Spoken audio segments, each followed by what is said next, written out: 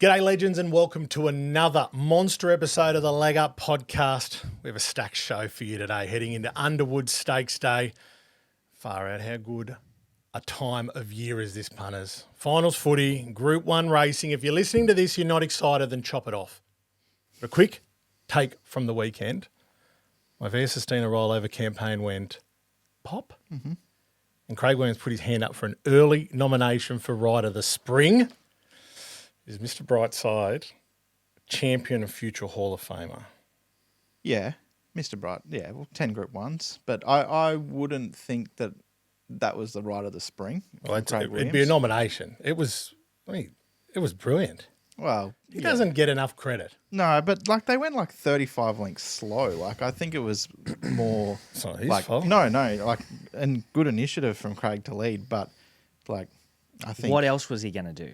Yeah, he was always going to lead, and I think more so nomination for Slaughter of the Year from the other 5 jockeys. Well, it's interesting they just let him get away with it. As you said, what else? It wasn't like they didn't expect that to happen. Well, they let him get away with murder, but 4 out of the other 5 jockeys, one of them couldn't win the race. Yeah, I thought it actually went okay, that horse. Yeah, he did. Yeah, Big Mark Twain. 20. But good ride. Yeah. It was a good ride. It was but he was allowed to do it. Yeah. So, I think if 4 of the 5 other guys had their time over again, they wouldn't allow that to happen. But yeah, it's just the conversation during the week has been whether or not the Mackay Divas should be a Group 1 because it wasn't any of their grand finals. Yeah. Even Mr. Brightside, he's the best miler in the race, and they just allowed him to have his own time in front and zip home, and they were never going to beat him. So there was no betting. As soon as he sort of landed in front, went as slow as he did, so he was just too good. But yeah, in terms of take nothing away from the horse, that's his 10th Group 1 win. He's won an All-Star Mile as well, plus 9 Group 1 seconds, including a Cox Plate. So he's not a champion. You don't think? No, he's not. He's a champion miler. Yeah, and that's it. That's fair. He's a length or 2 off for Cox Plate, and that's the race that makes you into a champion. So I don't think he's a champion. I think he's a champion miler.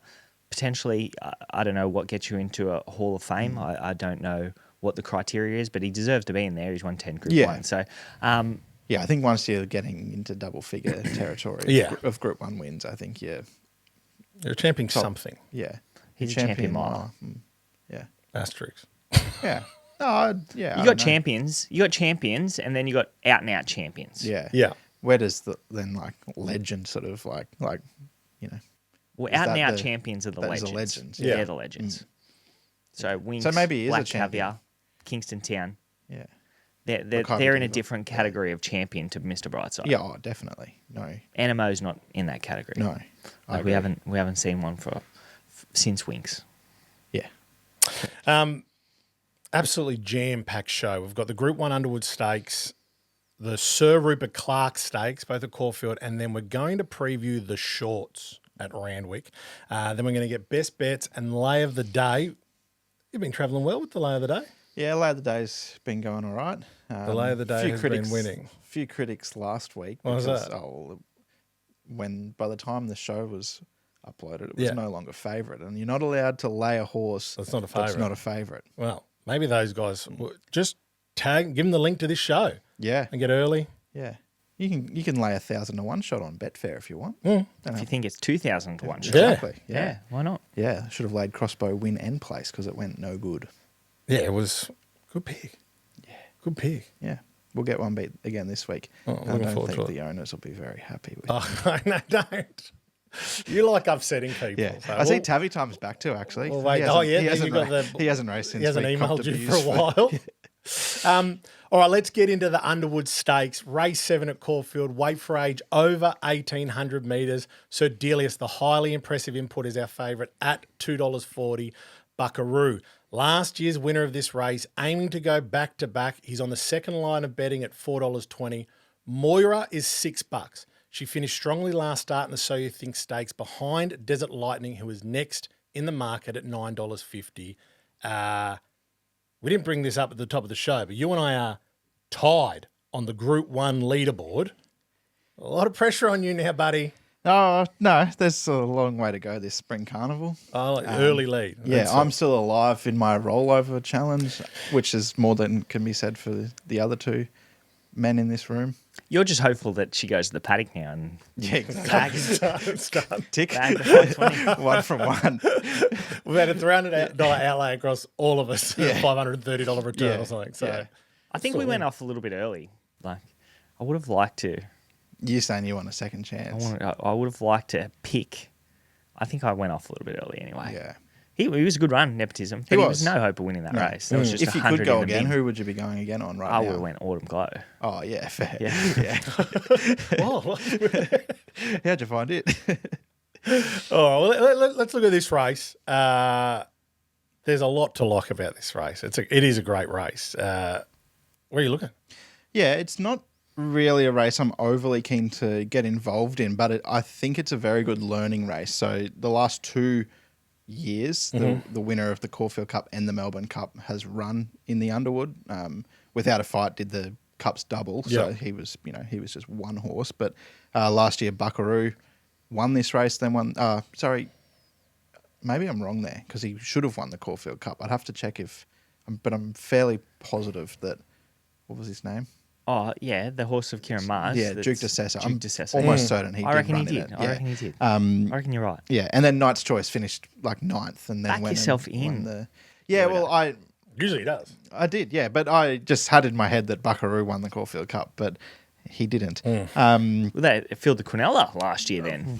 Oh, there you go. Let's go with that. Quite possibly did. No, Zardozi ran through the Quinella. Metro. Quinella.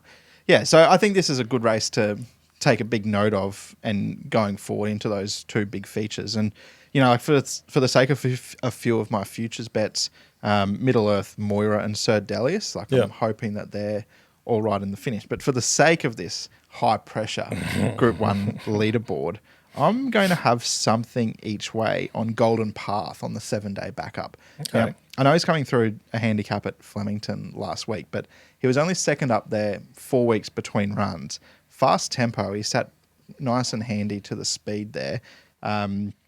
He carried 60 kilos. There was only four horses sort of separated by less than half a length over the finish, but he gave them all 2 to 3 kilos. And in the autumn, when second up, he went forward and led over a mile. That was in the Very Elegant Stakes, and he only finished 2 lengths off Via Sistina and Fangirl. So I think if he can repeat that, there doesn't look a whole lot of speed in this. He's drawn sort of out in the middle. I think he can go forward and, if not lead, sit off like Smoke and Romans and be in the first couple. And maybe just coming off that fast race last weekend, he might be able to bounce out of that and run a cheeky race at big odds. The negative, like Blake Shin hops off, gets on Buckaroo, who is obviously one of the horses to beat. But I think around $19, I'm happy to have something each way Golden Path and $20. cheer the upset. So he's gone wide for the Group 1 comp. I'm going even wider in the next Group 1. Oh, this is good for me. Yeah. Interesting. This is good for me. Yeah. Interesting. I think Sir Delius most likely winner, but I'll let BJ talk about him. There's a hell of a lot to like about Sir Delius. Yeah, I think there's only 2 chances, and that's Buckaroo and Sir Delius. Buckaroo, he's back in good order. I liked his first up run. He won this race last year, but he was third up into it last year. So I think there's more improvement to come. So this could still be a building run towards a Caulfield Cup. I know Chris Waller has eyes on the Caulfield Cup, and that's obvious. And I know that Sir Delius has other plans later. But Chris Waller's more of a trainer that they explode on grand final day, then Gain Adrian horses build towards grand final day. And that really looks good for Sir Delius. He put the writing on the wall in Queensland when he won in his Australian debut. And then I thought a mile was going to be a lot short of his best first up in that Chelmsford Stakes. But He was after good. finding a spot, he did a little bit of work to find his spot, but he really wanted to chase that line. And I love the way that he hit the line there. So he gets to 1,800 metres now. They're going to press forward on him. They press forward on him first up over a mile, which suggests that they're going to press forward from that sticky draw. I think that he follows Golden Path over, sits outside the leader, and he just goes crunch. He should just win. I think he'll start odds on, and I think that he'll win this on his way to a Melbourne Cup. He's a very he's very well credentialed in Europe, like with that arc form and like that was a his lot of- 3-year-old season over. Yeah, I think so. That sounds right. France. Yeah, Yeah. yeah, and like that. What we saw, like when he won at Doomben, like floating gave a good kick that day, and like he looked a little bit in trouble, but he really knuckled down the last little bit, and I think that was 1800. Wasn't it? Or was it 2000? 2000. 2000, yeah, Premier's Cup. And he was first up there. So, like, that sort of shows, I think, that he's got... He might just be a weight for age star. Yeah. Well, I've got be a real horse. I've got a little ticket on him in the Cox Plate. Like, it wouldn't shock me if he can win that on his way to a cup. So let me just ask you a question. Yeah. If you think Sir Delius can win a Cox Plate, how in the world do you think Golden Path is going to beat him in an Underwood Stakes? The only, like I said, I think Sir Delius is the most likely winner. But I just think that potentially, if this still isn't grand final day, I know, like, I take all your points. Like, especially if he settles closer than, maybe what I expected. Like, I thought they might have been a little bit negative from that gate. But if they put him into it and he's within 2 lengths of Golden Path, then I'd been quite nervous. But, I guess just the fact that this is 3 weeks before his grand final would be the only little reason I could be against him. So is Cox Plate the grand final or Melbourne Cup? No, Melbourne Cup will be grand final day. Yeah. Right. Yeah. But I just, I don't think that Golden Path and Sir Delius should be mentioned in the same breath. Probably not. Maybe not at weight for age anyway. But respect your opinion. Yeah, of course. He did say Treasure of the Moment would be the first horse to lose the unbeaten streak. Oh, yeah. So yeah, I have been wrong. at least twice. You've got to remember that he keeps all receipts. And he's just got them all filed away. There'll be a reel one day go out. It'll just be a montage all of the shit that we get wrong, except for you. Obviously. Yeah, of course. I'll be made to look like a genius in it. Well, it's fair enough too. Our second Group 1 of the day is the Sir Rupert Clarke Stakes. Race 8 at Caulfield, over 1,400 metres. Angel Capital is the current favourite at $4 after his dominant win first up at the Valley. Seeples gets the services of Craig Williams this week. He is currently $4.40 and another will. Narrowly beaten in this race last year. He's on the third line of betting at $6. Boys, there's a bit of chat about where these top two horses in the market have drawn. So barrier 13 and 16. But the last two winners, Magic Time and Komochi, both jumped from gate 13. Angel Capital has drawn 13 this year. Are you with the favourite, Lloydy? No. Okay. Without a whole lot of conviction, because it was a very good win. And they've always, like, he was originally with Clinton McDonald. They had a really big rap on him. And then Waller's, like, I don't know if anyone's watched Chris Waller's sort of preview show. Like, they're pretty bullish that he's a Group 1 winner in waiting. So, yeah, like, this is his... on that video, I got to ask, did Waller say he might, if Angel Capital draws wide, they'll scratch, go to Manikato? Yeah, I think that might have been, like, the week before, like that might have been last week's show. Yeah. But they've said in this week's that it'll be okay. They'll come in. They might come in one and whatnot. But yeah, so look, I think he can definitely win. Damask Rose was a really good run in her Australian debut. She won the Kiwi over in New Zealand. They set her a big task. She won the what? The Kiwi, which is like a 3-year-old $3 million slot race over in NZ, over 1,500. She might still be looking for a little bit further, and she's drawn the complete car park. So that kind of, I think, might put a bit of an end to her chances when she might still be looking for a bit further. But I thought there were 2, maybe 3 roughies that I could entertain. I think Feroce's the one that is a silly price. Like, he was first up over 1,100 with 60 kilos on his back, 6th best last 400 of the day, and he was really only clear with sort of 300, 350 to go there. He's 2 from 3 second up. That was one of them was his second race start as a 2-year-old. The other one was a Group 1 Australian Guineas in the autumn, last preparation. And he beat home Sepples that day, who's sort of $4.40, $4.50 second favourite here. He ran second in the Caulfield Guineas in the spring. He beat home Angel Capital, who's favourite there. Granted, Angel Capital did beat him in the Caulfield Guineas. Prelude this day, track and trip 12 months earlier, but there was only 0.6 between them that day. So I think the form ties in pretty well, like through the couple of favourites for him when you're shopping 40 to 1 about this horse. He's a Group 1 winner. I think he gets to follow Zarastro across, who's drawn outside him, and he'll lead. So he'll just be able to settle a lot closer, second up, 1,400. $41. Happy to have something on him. The other two that both come out of the Memsey, Here to Shock and Is It Me?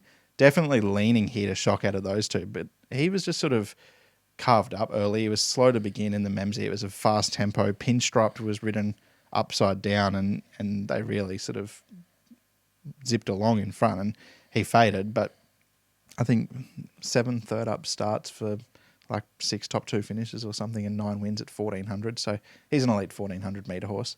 And, you know, Is It Me? Well, he meets Here to Shock 6 kilos better for that run. He did have the race shape to suit him in the Memsey to sort of finish off a little bit better, but Dan Bowman won this race in 2019 or 2020 with Be Good to Your Mother, who also came through the Memsey, so they might be trying to repeat the dose there. But yeah, that's where I'm sort of looking. A couple of 40 to 1 pops. Keen to see if BJ's seeing as open as you are. I think the Froche line's a good one, Lloydo, so I'll throw him in my quaddie.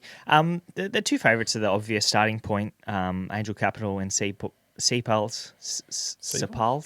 gone Sepals, but I'm not I sure. went Sepals, but I'm more than likely wrong. Sepals. Angel Capital, that was his first run for Chris Waller, so always concerning for me that they explode first up for the new stable and then they regress off that performance, which could potentially be the case here. So I'm going to look away from him. Sepals is going to land in front of him. He did what he did last preparation. That was his first campaign. So he ended up starting favourite in that Australian Guineas. So that was at his 5th career start. Yep. And then he's come back and put up a big fat number, went forward and exploded away to win. He's got a sticky draw as well, but he'll roll forward from that gate and Williams will just have to find a little bit of cover. Williams, I think he's won 7 Sir Rupert Clarks or something along those lines. So he's the right man to have on board. So I'm going to go with Sepals, but it's not. It's outside of those two, anything could win it. Yeah, that's what I'm hoping. Now another Will, 3 from 4 second up. Is it a forgive run in the Memsey? Seemed a bit keen.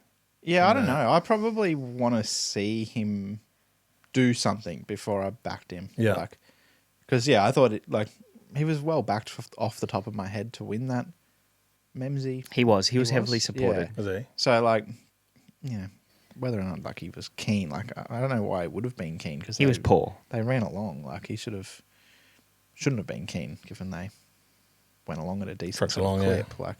It's not like they were walking and he was reefing in behind them trying to. Yeah, so I don't know. I'd probably happily be against him. He's not a horse that I'd be rushing into back after that first up run, given that they found no excuses for him. Yeah, and the market's expectation was very high of him. So I think he was poor. Yeah, if you go off his prior form, if he was here first up, you'd probably think, horse to beat. But he's not here first up and he's failed. So, I want to see him do it. Every punter needs the Betfair app in their toolkit. And if you download the Betfair app, make sure you're following the leg up. The boys have been on fire. Black Book service in there, Lay of the Day service. Go in there, follow us, and make sure you've got notifications on. So you get them delivered straight to your phone. Boys, let's rip into the shorts. Group 2, Randwick, race 9, 1,100 metres. It's a great race. 2 horses have done the shorts Everest double. Red Zell in 2017, Classique Legend in 2020. 3 of the top 6 in Everest betting are here. Private Harry, Briasa, and Joliestar. Blake, can you see any of them coming out of this race, winning it, and then moving on to the Everest? Yeah. Yeah, I think the outside of the favourite, the Everest is very open. So if he comes over and stubs his toe, the winner of this usually runs well in the Everest. So I think there's obviously two main hopes. I have Private Harry and Briasa mark the same price. I think their Galaxy performances were equal to. Private Harry put himself on speed. Briasa went back to last from the wide draw, hit the line really strongly. Briasa meets him better at the weights. He's gone to Weight for Age and won at Weight for Age in that TJ Smith Stakes. He maps it absolutely perfectly, as does Private Harry. But I just think that the markets, there's too much between those two in the markets. So I got to put Briasa on top. The value in the race outside of Briasa, in my opinion, is Generosity, who had absolutely no luck first up. She would have went close to winning that race. There wasn't much between her and Headwall in that quokka over in WA, so that draws a line to this sort of Sydney form. So in the Waller camp now, she can run really well. Joliestar, I think that she's priced right up to her best. Probably not right up to her best, but she's definitely priced up to the number that she posts most of the time, and she's going to get back from the gate. So I think Briasa is hard enough to beat. I think Private Harry is very well found, and I think Generosity is the value in the market. Yeah, I'm seeing it very, very similarly, Blake, and that's why I'm going to make Private Harry our Betfair Lay of the day on Saturday. We're going to take on the unbeaten Entire from the Nathan Doyle camp. Now, I know, upset a lot of people. Yeah, well, look, I think the ownership in our members and in our groups and yeah, and they've got a very nice horse. See, I'm not knocking the horse's ability one bit, but I just think he's a little bit too short here and can get beaten. I know they're quite confident that they'll just win everything all spring. well, they have so far. They've won everything. Well, they've won everything so far, yeah. But like BJ said, like in that Galaxy that he won, he carried 53. Just got the perfect run from a good draw, while Briasa carried 54.5. So he gets a kilo and a half swing on him that day. Briasa drew the car park, went all the way back, produced one of the runs of the autumn. Just close hard. It was the same performance. Yeah, yeah. I would even go as far to say as Briasa's was a little bit better. Yeah, I agree. In defeat. I agree. I think Briasa was the better run that day, even though that's not what it says in the form guide. Briasa's then won a TJ, which that's a better race than a Galaxy. So, yeah, I just thought there was too much between them. Briasa's going to be a lot closer, I would suggest, from barrier 4 today. Private Harry drawn there in 5. So, yeah, we're happy to lay Private Harry. I think Briasa will win. And, yeah, like Blake's obviously been reading my notes, but I know that we share a black book and for Betfair, and Generosity is in there. And we were talking about her earlier in the week, and she was as stiff as a honeymooners first up in that Concord behind Headwall and Lady Shenandoah. Just never got a look in. And there was a bit of specking for her that day too. She was like 21s to 17s or something like that. So from barrier 2 again, maybe if you're back to first up, it could be a little bit of PTSD at some point, just hoping that the runs come and she gets off the fence. But a bit more speed here maybe, and the gaps will arrive. So yeah, she beat home Overpass in the quokka, and I reckon he would be. He got a slot in the Everest. He did get a slot in the Everest, and he'd probably be $6 in a race like this, wouldn't he? He wouldn't be too far away. I think he'd be single figures. Yeah, he definitely would be. Yeah. $6 is fair. Yeah, if Headwall was here, Headwall would be right in the market again, I would say. So yeah, I think that's the right form. Back Briasa, win, have the Quinella with Generosity, and lay Private Harry. I'm getting on the bandwagon. You're on the Harry bandwagon. Yeah, late. Yeah. Late. You could have made him your horse to go unbeaten this spring. You'd still be alive at least. All right. Okay, fellas, do we have some best bets thanks to Betfair? Going to start with this, Lloydy? Yeah, sure. Why not? We're going to go down the Hume from Randwick and go down to Caulfield, and we'll go to race number 5 on the program. It's the Caulfield Guineas Prelude. I think the current favourite, horse 6, Planet Red, is the best of the day on the Underwood Stakes meeting. He won his first 2 starts quite well. He beat home a nice one in Observer on debut. Observer then went and bolted in. He had a couple of months between runs, kicked off at Sandown over 1,200. He beat home Vega for Luck and Bingy. Bingy's come out and won since. And then he stayed at 1,200 second up around Moonee Valley for the first time. So he's gone Pakenham, Sandown, 2 big tracks. Then he's got to Moonee Valley, and he just lost his compass around the corner. He's a big raw bastard, and he took a little while to balance up. But once he did, his late work was very good. Rosberg won that race, and he's kind of, if he's not favourite, he's definitely single figures in the Coolmore Stud Stake. So the market seemed to like that race. He gets to 1,400 now, third up. Mark Zara sticks with him. He's drawn low, barrier 2. He can settle a lot closer. I think he'll be very hard to beat. Well, you, BJ, you got a bet for us this weekend? Yeah, Randwick race 5, number 3, Vauban. I liked his first up run in the Chelmsford Stakes. I liked his work through the line. Obviously, getting to a mile and a quarter is going to be beneficial for him. He maps well. There's plenty of speed in his legs. Now he's with the Gay and Adrian camp, and I think he should take care of these under the set weights and penalties conditions of the race. It's exciting. Yeah. I like that. Ball ban. Slow ban. We'll see. Yeah. It's a new Vauban, was it isn't 2000 he won over in the autumn? Yeah. Yeah. They sharpened him up. Too sharp for a Melbourne Cup. We'll see. Yeah. We'll see. Potentially. No, I'm excited. I'm excited for the entire day's racing on Saturday. Boys, thank you very much for your time. Punters, good luck this weekend. If you do want to see a few more of our tips, what we've got as our value bets as well, head to thelegupaustralia.com/puntershq and you can compare bookie promos there as well. So good luck this weekend. Gamble responsibly. Hooray. See you, punters. Bye. Imagine what you could be buying instead. For free and confidential support, call the number on the screen or visit the website.